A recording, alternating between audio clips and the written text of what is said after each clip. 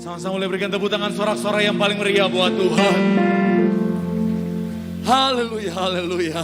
Benar Tuhan, hanya Engkau yang kami puja, kami cinta, kami sembah dalam kehidupan setiap kami. Oleh sebab itu Tuhan, kami mau menyatakan di tempat ini segala pujian kami, segala sembah syukur kami hanya bagi satu nama yang kudus, nama yang penuh kuasa, yaitu nama Tuhan kami Yesus Kristus. Dan kami percaya ketika kami menaikkan pujian penyembahan kami kepadamu, hadirat Tuhan tercurah bagi setiap kami. Dan di mana ada hadirat Tuhan, maka di situ pasti ada berkat, ada mujizat, ada sukacita. Artinya siapapun yang hadir di tempat ini, siapapun yang terhubung melalui live streaming Tuhan, kami percaya setiap kami yang memuji menyembah nama Tuhan, yang sakit Tuhan sembuhkan, yang terikat Tuhan berikan kelepasan, bahkan ada kemenangan yang pasti Tuhan nyatakan dalam kehidupan setiap kami. Terima kasih Tuhan, terima kasih. Dan dengan ucapan syukur itu Tuhan, di tempat ini kami yaitu Tuhan akan lebih lagi diberkati melalui kebenaran firman-Mu. Tuhan, kami doa, Tuhan yang jamah hati setiap kami, ubahkan bagaikan tanah yang subur, yang siap untuk ditabur benih firman Tuhan. Karena kami percaya ketika hati kami telah jadi tanah yang subur, yang siap untuk ditabur, maka benih firman Tuhan pasti bertumbuh, berakar dan berbuah. Kami yang terima firman Tuhan bukan cuma duduk diam menjadi pendengar, tapi kami boleh bangkit jadi pelaku-pelaku firman Tuhan. Hamba-Mu yang Kau percayakan menyampaikan firman Tuhan sore malam hari ini, kami doa Tuhan, urapan-Mu mengalir, sucikan layakan tutup bungkus di balik kaki salib-Mu. Tuhan, jika ada dosa mohon ampun, kelemahan tubuh Kau yang berikan kekuatan. Hamba terbatas, hamba gak bisa apa-apa Tuhan tanpa Engkau. Tapi kami percaya dalam tangan Tuhan, dalam pengurapan Tuhan, dalam kuasa Tuhan, Tuhan sanggup ubahkan yang biasa, yang terbatas menjadi luar biasa, untuk boleh jadi saluran berkat bagi setiap jemaat-Mu. Terus berikan kerendahan hati Tuhan. Kami doa Tuhan saja yang nampak, Tuhan saja yang dipermuliakan. Dan kami doa sekali lagi Tuhan, apapun yang disampaikan semuanya dalam otoritas Tuhan, semua adalah isi hati Tuhan. Dan kami percaya semua yang hadir, semua yang menyaksikan, semuanya pasti diberkati Tuhan. Dalam nama Tuhan Yesus, mari yang siap diberkati dengan sukacita, dengan iman, sama-sama kita katakan amin. Boleh berikan tepuk tangan yang paling meriah buat Tuhan. Silakan duduk saudara. Terima kasih buat worship leader, singer, pemain musik, serta semua yang sudah melayani. Dan dari mimbar ini saya mau sampaikan salam damai sejahtera. Shalom. Sekali lagi shalom. Haleluya, haleluya. Kurang semangat saudara. Sekali lagi shalom. Haleluya, haleluya, haleluya. Saya percaya dalam Tuhan ada sukacita, dan di mana ada sukacita pasti ada senyuman di wajahnya. Sama-sama boleh berikan senyuman dulu malam hari. Saudara bilang sama kanan kirimu, mari bersukacita dalam Tuhan. Haleluya, haleluya, haleluya. Sukacita Tuhan melimpah bagi setiap kita. Senang bisa jumpa saudara. Makin luar biasa dalam Tuhan. Dan saya mau bilang saudara, kita luar biasa semangat di dalam Tuhan. Kita pasti diberkati Tuhan. Amin. Sama-sama bilang sama saya, aku pasti diberkati Tuhan. Bilang kanan kirimu, kamu juga pasti diberkati Tuhan. Tepuk tangan yang paling meriah dulu buat Tuhan. Haleluya. Oke saudara, yuk langsung saja. Bawa Alkitab, kita mau angkat Alkitab kita.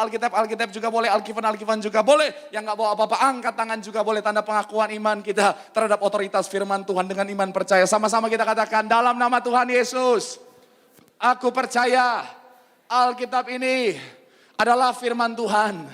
Setiap kata kalimatnya sanggup memberkati aku. Dan hari ini aku pasti diubahkan, aku pasti dipulihkan.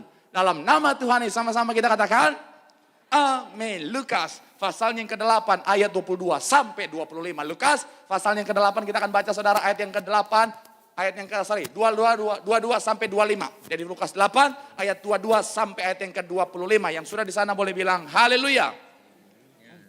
Haleluya. Lukas pasal yang ke-8 ayat 22 sampai 25. Saya baca 22, saudara 23, kita gantian 25, kita akan baca sama-sama. Demikian firman Tuhan. Ayat yang ke-22 dikatakan apa di sana? Pada suatu hari Yesus naik ke dalam perahu bersama-sama dengan murid-muridnya, dan ia berkata kepada mereka, marilah kita bertolak ke seberang danau. Lalu bertolaklah mereka. Ayat ke-23 silakan.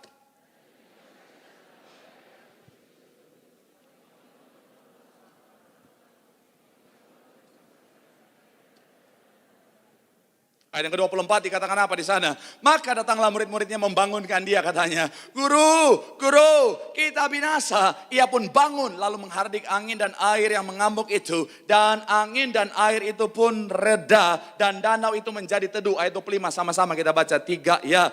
Lalu katanya kepada mereka, di manakah kepercayaanmu? Maka takutlah mereka dan heran. Lalu berkata seorang kepada yang lain, siapa gerangan? Sehingga apa? Dan mereka apa?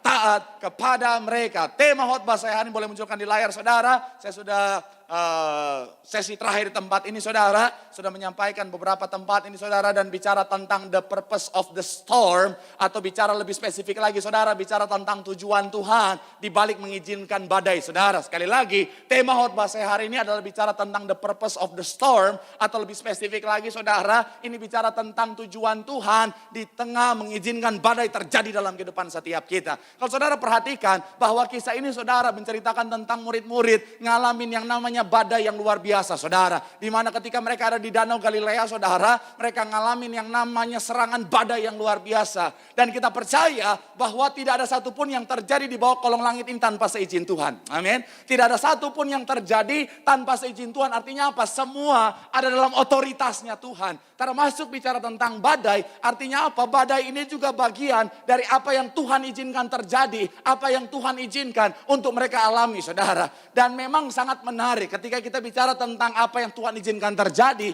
mau bicara apapun itu saudara, semuanya sama-sama bilang sama saya, pasti untuk kebaikan. Amin. Artinya apa? Ketika bicara tentang Tuhan mengizinkan badai ini saudara, pastilah untuk mendatangkan kebaikan. Dan itu akan sama-sama kita pelajari saudara. Kenapa? Karena memasuki tahun yang baru ini saudara, bukan berarti tahun yang tanpa badai. Memasuki tahun yang baru ini saudara, bukan berarti tahun yang akan tenang-tenang aja saudara. Kenapa? Karena kita tahu bersama, baru di awal bulan aja saudara, awal tahun aja. Sudah ada yang namanya, nanti akan ada badai Omikron dan lain sebagainya saudara. Tapi apapun itu saudara, kita percaya semuanya untuk mendatangkan kebaikan. Yang setuju boleh berikan tepuk tangan yang paling meriah dulu buat Tuhan. Haleluya, haleluya. Nah, saudara kita akan sama-sama lihat saudara, apa tujuan Tuhan di balik badai yang Tuhan izinkan terjadi. Yang pertama, boleh munculkan di layar saudara, saya beri judul di sini saudara, poin yang pertama, apa tujuan Tuhan di balik badai adalah untuk membuat mereka menyadari kelemahan mereka. Sama-sama bilang sama saya menyadari. Sama-sama bilang sama saya kelemahan mereka.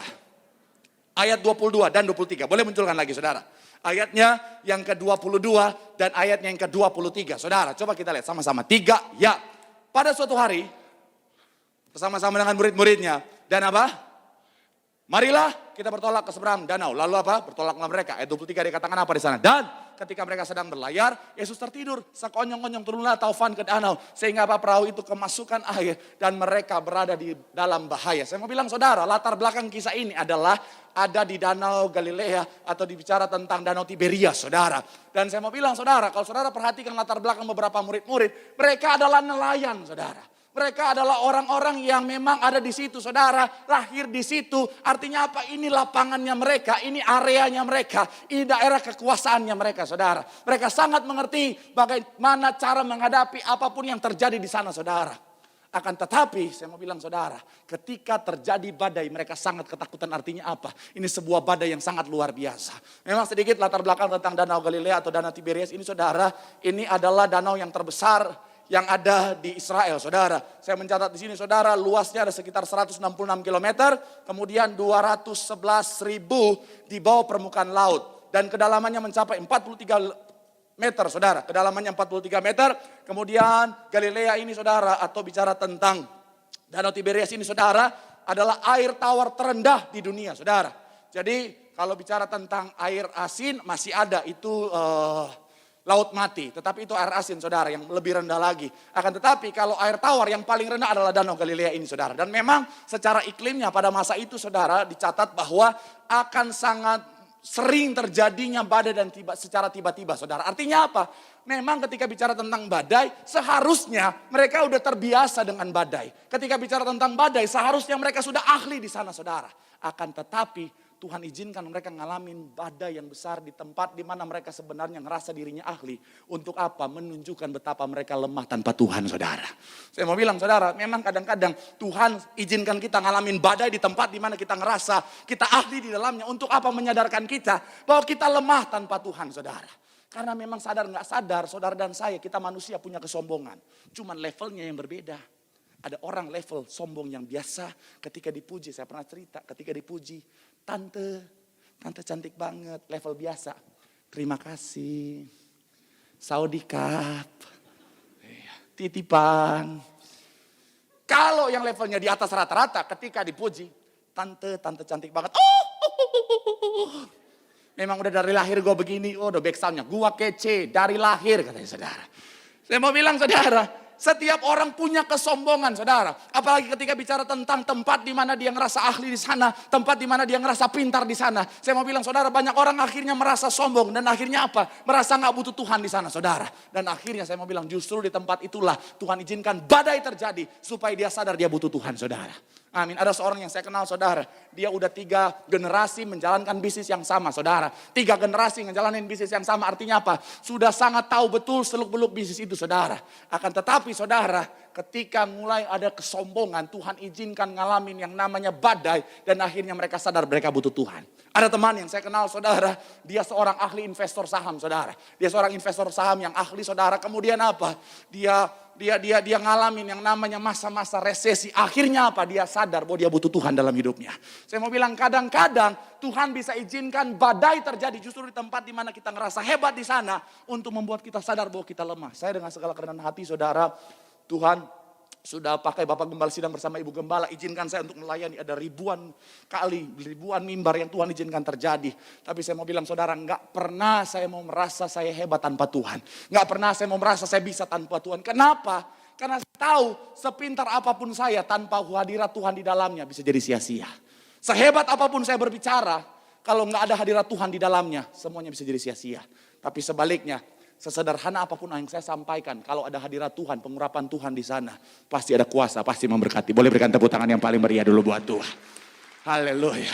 Itu kenapa saya mau bilang saudara, sebelum Tuhan izinkan badai terjadi dalam kehidupanmu, sadari bahwa kita lemah tanpa Tuhan. Tapi sebaliknya, ketika kita telah sadar bahwa kita lemah tanpa Tuhan, artinya apa? Kita mengandalkan Tuhan dalam kehidupan kita. Bersama Tuhan kita pasti kuat. Yang setuju boleh berikan tepuk tangan yang paling meriah buat Tuhan. Bilang sama kanan kirimu, kita lemah tanpa Tuhan. Tapi bersama Tuhan kita kuat. Tepuk tangan yang paling meriah buat Tuhan. Haleluya. Yang kedua saudara, saya mencatat di sini saudara, apa tujuan Tuhan di balik badai yang Tuhan izinkan. Poin yang kedua boleh munculkan di layar saudara, adalah bicara tentang apa? Untuk menguji dan menguatkan kita. Sama-sama bilang sama saya, menguji. Sama-sama bilang sama saya dan menguatkan. Amin. Tuhan izinkan badai terjadi dalam kehidupan murid-murid saat itu saudara. Adalah untuk menguji dan menguatkan iman mereka saudara. Karena kenapa? Iman yang kuat itu saudara dihasilkan dari apa? Dari badai yang besar saudara. Tidak ada iman yang kuat yang dihasilkan dari comfort zone. Tidak ada iman yang kuat yang dihasilkan dari kenyamanan saudara.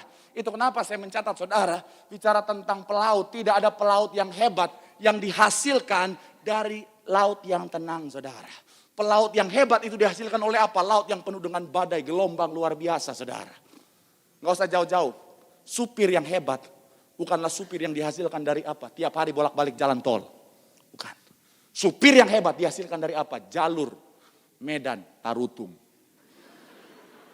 Odoh. Betul.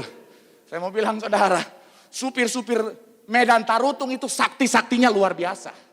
Saya pernah dengar kesaksian teman saya hamba Tuhan pelayanan di Tarutung saudara. Dari Medan dia naik bus. Dia bilang supir-supir Lorena itu adalah supir-supir yang punya skill di atas rata-rata saudara. Iya. Kenapa dia bilang begitu? Karena mereka bisa nyetir dengan mata yang tertutup.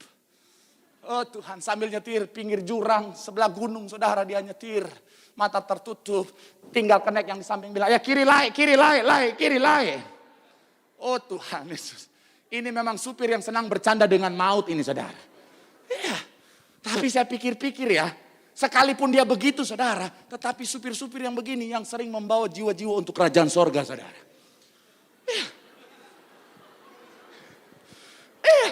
Betul. Saya ingat banget ada satu cerita saudara, ada pendeta sama supir Lorena sama-sama meninggal, masuk sorga. Akhirnya singkat cerita, yang masuk duluan supir Lorena.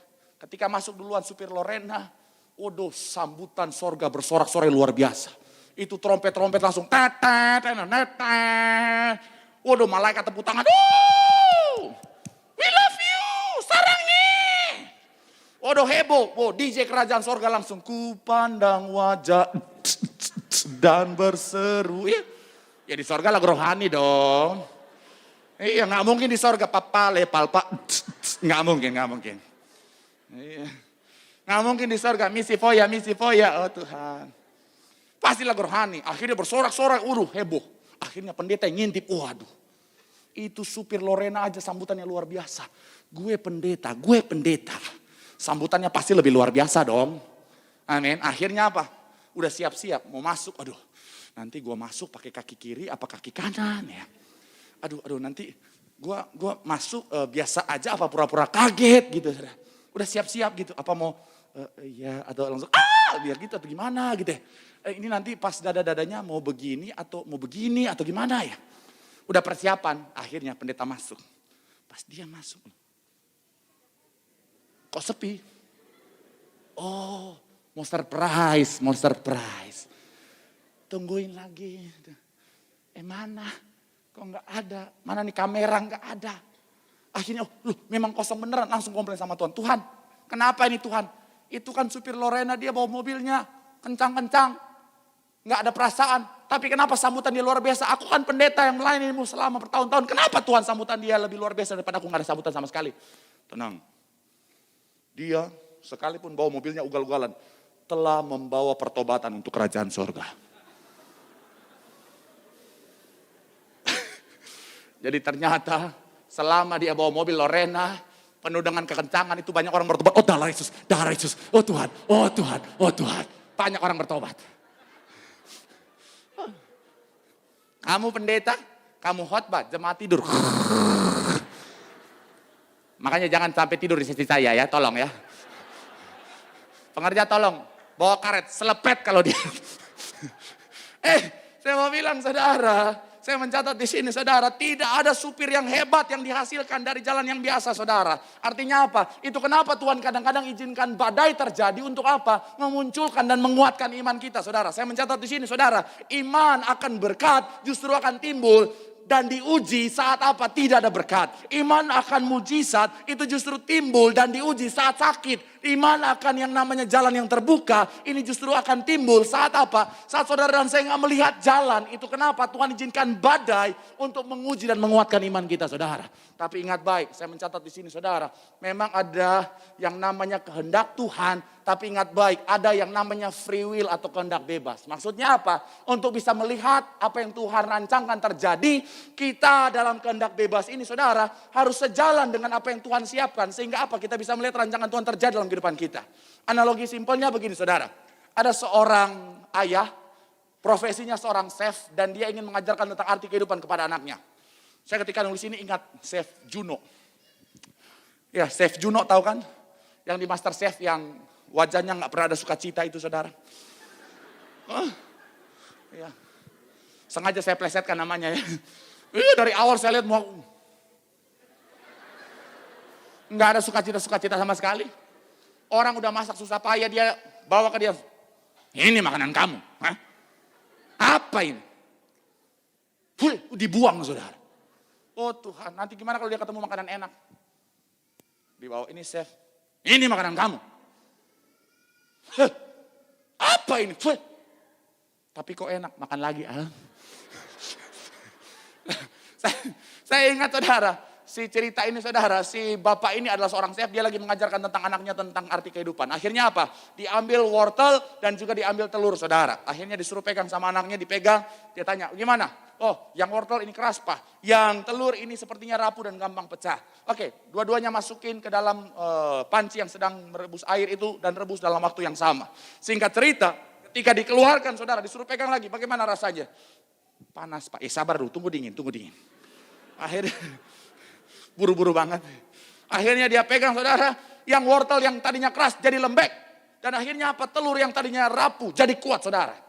Saya mau bilang ini bicara tentang apa? Dua-duanya ngalamin proses yang sama, tetapi hasilnya jadi berbeda. Maksudnya begini, saudara dan saya, badai kehidupan terjadi dalam kehidupan kita, saudara. Saya mau bilang saudara, hasilnya berbeda, bisa tergantung dari saudara dan saya. Kita memilih jadi apa? Jadi telur ataukah jadi seperti wortel, saudara. Tetapi saya mau bilang saudara, tujuan Tuhan dalam kehidupan saudara dan saya melalui badai kehidupan supaya saudara dan saya menjadi kuat. Dan akhirnya apa? Saya mau bilang saudara, ketika badai kehidupan diizinkan terjadi, sama-sama bilang sama saya, aku harus jadi kuat. Tepuk tangan yang paling meriah dulu buat Tuhan. Bilang sama kanan kirimu, jadilah kuat.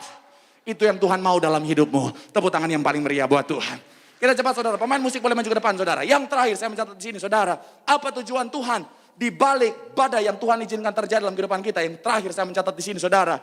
Adalah untuk apa? Untuk menunjukkan kuasanya dan memperkenalkan dirinya kepada mereka. Sama-sama bilang sama saya, menunjukkan kuasa. Sama-sama bilang sama saya, memperkenalkan dirinya. Sambil pemain musik boleh maju ke depan, kita lihat ayat yang ke-25. Ayatnya yang ke-25, boleh munculkan di layar saudara. Ayatnya yang ke-25 dikatakan apa di sana? Yang sudah di sana boleh bilang haleluya. 3, ya. Lalu, di manakah apa? Kemudian, perhatikan baik. Siapa gerangan orang ini sehingga apa? Sekali lagi perhatikan ayatnya saudara. Siapa gerangan orang ini sehingga apa? Ia memberi perintah kepada angin dan air dan apa? Mereka taat kepadanya. Sekali lagi poin yang ketiga saudara, saya mencatat saudara. Apa tujuan Tuhan di balik mengizinkan badai? Adalah untuk menunjukkan kuasanya dan memperkenalkan dirinya kepada mereka. Saudara, saya mau bilang Tuhan izinkan badai terjadi dalam kehidupan setiap kita. Adalah karena Tuhan ingin menunjukkan kuasanya saudara. Kalau saudara perhatikan, melalui badai itu yang besar, Tuhan bisa izinkan mereka melihat kuasa Tuhan yang meredakan badai. Sampai mereka bertanya-tanya, ini siapa sih orang ini? Sehingga mampu meredakan badai, bahkan angin dan air taat padanya. Saya mau bilang saudara, semakin besar badai yang Tuhan izinkan, semakin besar kuasa Tuhan dapat dinyatakan di dalamnya. Amin. Kalau saudara ingat, bangsa Israel itu diizinkan Tuhan dijajah Mesir ratusan tahun. Dijajah Mesir ratusan tahun saudara. Dan ketika saya perhatikan, ketika saya coba pelajari saudara, ternyata karena Tuhan ingin menunjukkan kuasa yang luar biasa ketika Tuhan mengeluarkan bangsa Israel dari penjajahan Mesir. Saya perhatikan saudara, saya pelajari, Mesir adalah bangsa dengan peradaban yang tercatat tertua di dunia saudara. Jadi mereka sudah muncul peradabannya dan sudah dicatat saudara, itu kurang lebih dari sejak 6.000 tahun sebelum Masehi saudara. Jadi memang sangat tua dan mereka memiliki begitu banyak dewa. Kurang lebih ada 2.000 dewa saudara. Tapi saya mau bilang saudara, Tuhan tunjukkan bahwa apa? Ribuan dewa itu tidak ada apa-apanya dibanding kuasa Tuhan kita yang luar biasa ketika Tuhan mengeluarkan bangsa Israel.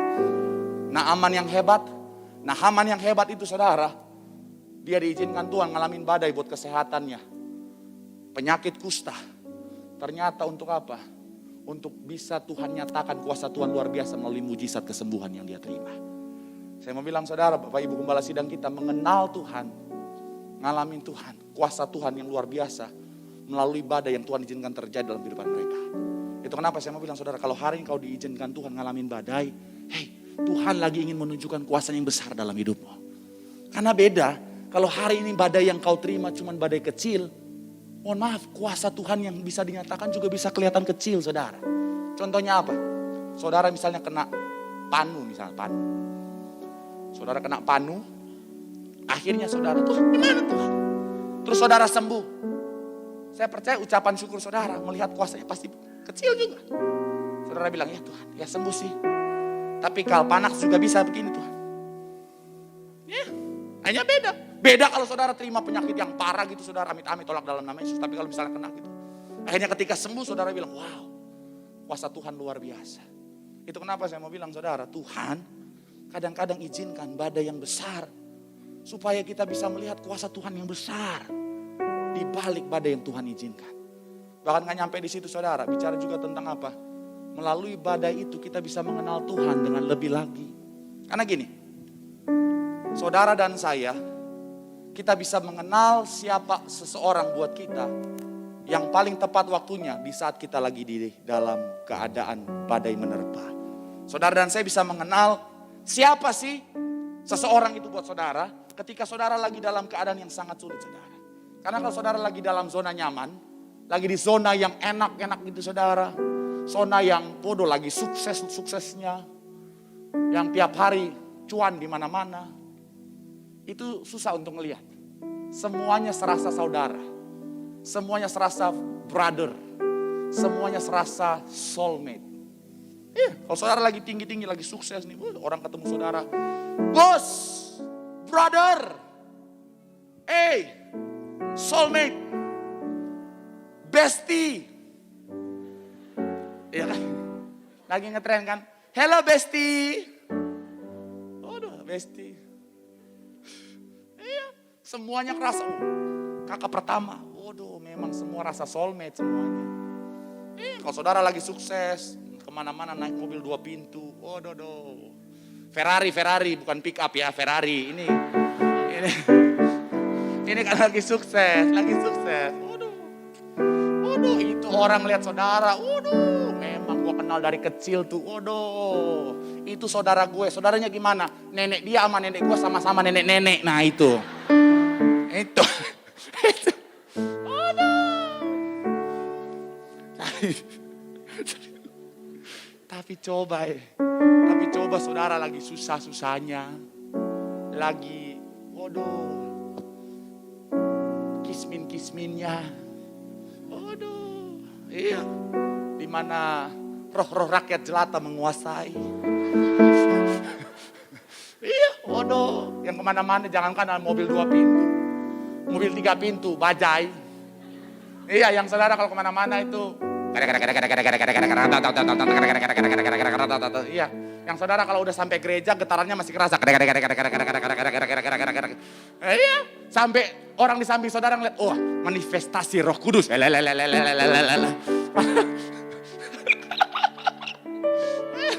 Padahal getaran bajai. Iya, saya ngomong gini karena saya dulu ngalamin. Udah pelayanan pakai jas, naik bajai. Makanya saya dulu WL suara saya paling ngevibra. Karena itu. Gara-gara bajai. Saya mau bilang saudara, di saat itulah kau bisa kenal siapa orang-orang itu buat saudara. Makanya saya suka satu quotes bilang begini.